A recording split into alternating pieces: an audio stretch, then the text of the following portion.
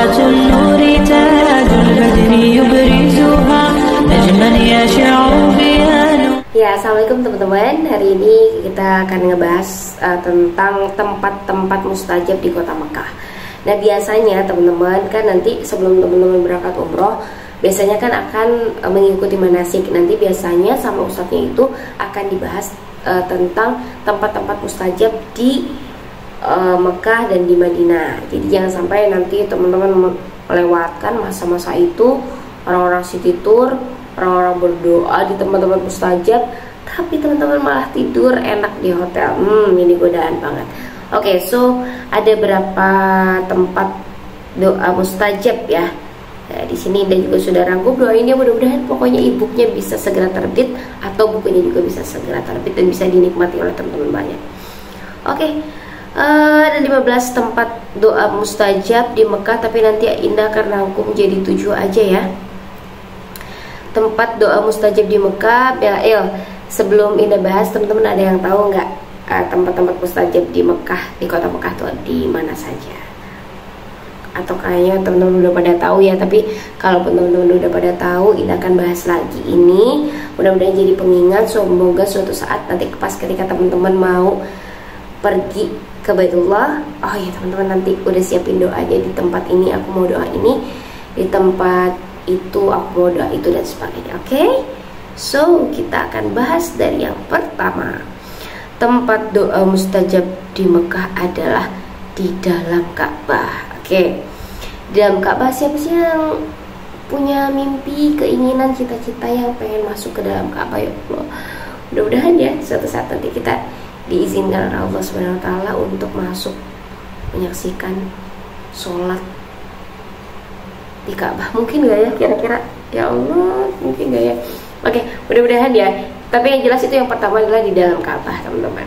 Jadi di sini ada melansir beberapa artikel dan beberapa berita bahwa memang bagian dalam Ka'bah ini hanya berisi ada 3 pilar penopang aja, ya, penopang atap, dan sejumlah lampu yang memang digantung di dalam Ka'bah tersebut. Dan memang sebetulnya ruangannya memang kosong ya, teman-teman. Jadi pernah mungkin diantara teman-teman ada yang nonton media sosial, ada beberapa tamu-tamu kerajaan yang memang dipersilahkan untuk masuk ya, dan memang kosong ya. Tapi dipersilahkan juga untuk sholat di sana, tergantung nanti kebijakan pemerintah Arab Saudi. Oke. Selain di dalam Ka'bah, di mana lagi? Di Hijr Ismail ya. Jadi nomor 2 di Hijr Ismail. Jadi alhamdulillah kemarin tahun 2022 dan 2023 memang diniatkan pengen sholat di Hijr Ismail gitu ya. Jadi Allah mudahkan untuk sholat di Hijr Ismail. Betapapun lama menunggunya nggak apa-apa, penting ikhlas ridho. Kita pokoknya pengen sholat di Hijr Ismail dan mendapatkan keberkahan. Jadi kan ada talang emas di di Hijr Ismail itu talang emas. Jadi kita yakini bahwa mudah-mudahan di talang emas tersebut itu tercurah turun keberkahan untuk kita, turun rahmat Allah Subhanahu wa taala untuk kita sholat 2 rakaat di Hijr Ismail, kita berdoa sepuasnya. Biasanya sih untuk jamaah-jamaah itu diberikan waktu sekitar 5-10 menitan untuk berdoa sholat di Hijr Ismail. Tapi ada juga orang yang memang dapat kemuliaan dari Allah Subhanahu wa taala, yang diberikan oleh petugas, tiba-tiba dia duduk sendiri aja ya di area Hijr Ismail itu, dan itu masya Allah, tabarakallah. Dan itu udah ada hadisnya teman-teman, nanti teman-teman bisa baca, teman-teman bisa akses bahwa Hijr Ismail itu merupakan dulunya bagian dari Ka'bah. Tapi kalau sekarang kan mungkin teman-teman ngelihatnya Ka'bah segi 4 gitu ya, 4 persegi, kemudian nanti ada bulatan gitu ya, setengah lingkaran gitu. Nah itu Hijr Ismail yang sebetulnya dulunya memang merupakan bagian dari Ka'bah gitu ya. Nah jadi ini bacakan deh salah satu hadisnya ya. Jadi sholatlah di dalam Hijr Ismail jika engkau ingin masuk ke dalam Baitullah, karena sesungguhnya Hijr itu adalah bagian dari Baitullah ya.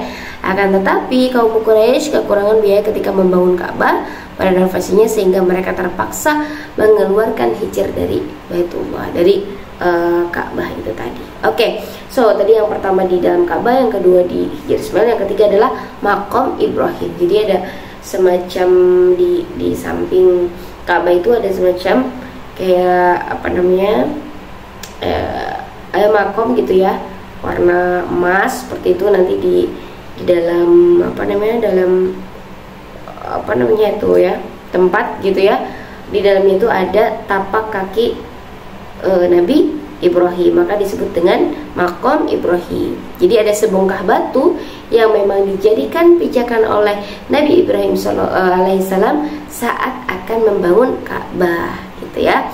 Dan dulunya memang batu ini berada di dalam Ka'bah, namun kemudian dipindahkan keluar Ka'bah dan dikasih makam gitu untuk menjaga yang batu tadi. Oke, alhamdulillah. Dan masya Allah, ini lokasi tersebut itu memang sangat dipercaya bahwa berapapun banyak doa yang dipanjatkan di sana, insya Allah ya mustajab gitu.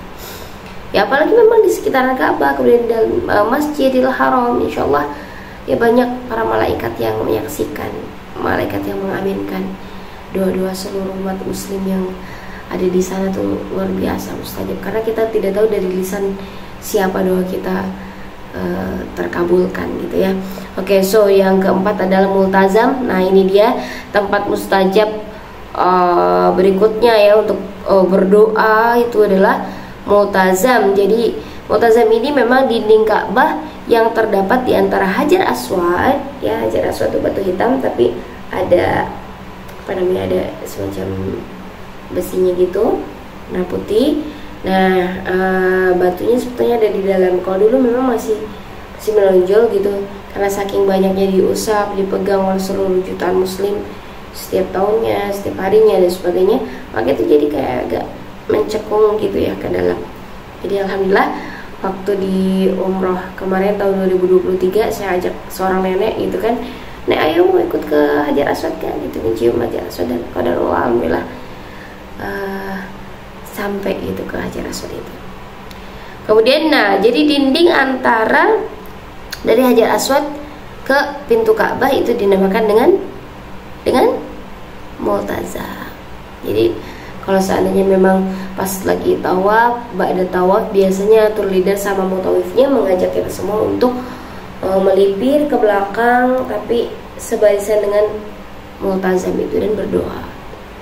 Karena kalau seandainya berdoa langsung di multazam depannya langsung banget gitu ya, itu berpotensi untuk ya saling sikut-sikutan, karena banyak umat muslim seluruh dunia tujuannya mau umroh, mau haji, mau berdoa juga di tempat mustajab, ya tentunya sikut-sikutan, bersaing, berlomba-lomba mendapatkan keberkahan itu. Oke, selanjutnya adalah Padang Arafah. Nih, Padang Arafah juga termasuk tempat-tempat yang mustajab di kota Mekah ini, apalagi pas nanti ketika musim haji di tanggal 9 itu pada hari Arafah itu, Masya Allah dari zuhur menuju ke maghrib itu biasanya dipandu dulu oleh Ustadz, kemudian juga nanti kita diberikan waktu untuk berdoa di hari Arafah tersebut dan di Padang Arafah. Jadi nemu kesempatan baik, waktu terbaik, doa terbaik, kemudian juga bersama orang terbaik dan sebagainya. Pokoknya doa semuanya.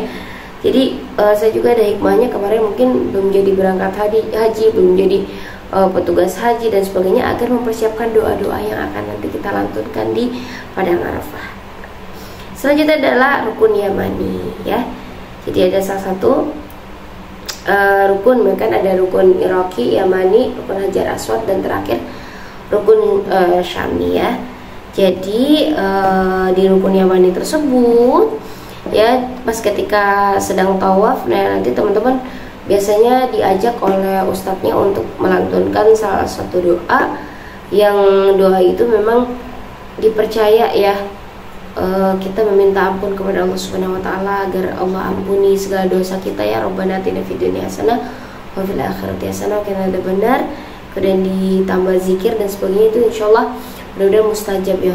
Mudah-mudahan gitu Allah mengampuni kita semua. Jadi kalau saya tuh lagi putus asa, misalkan lagi hidup gitu di Indonesia di rumah dan dengan berbagai aktivitas tuh, kalau lagi agak putus asa gitu, ya Allah gitu ya, ingat banget waktu itu pas ketika kita berdoa di rukun yamani, ketika kita berdoa di Mu'tazam dan sebagainya, Allah pasti engkau kabulkan, pasti engkau ampuni kita dan sebagainya. Oke.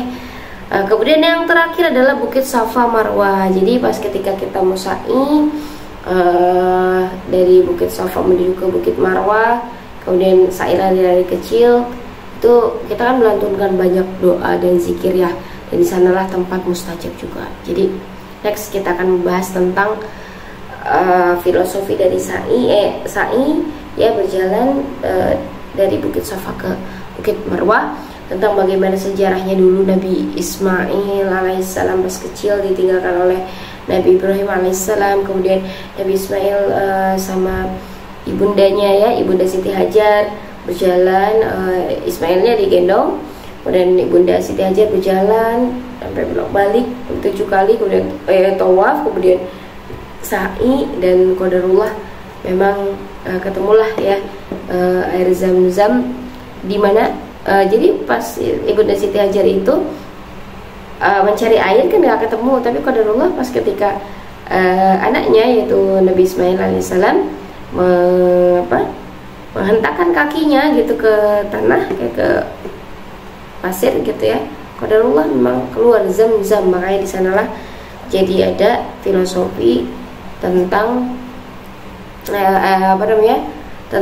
story ya, sejarah tentang bagaimana awal mula Zam-Zam itu ada. Oke. So untuk selanjutnya insyaallah kita akan ngebahas banyak hal yang sangat menarik tentang umroh. Jadi pastikan teman-teman like, share, dan subscribe. See you next time. Assalamualaikum warahmatullahi wabarakatuh.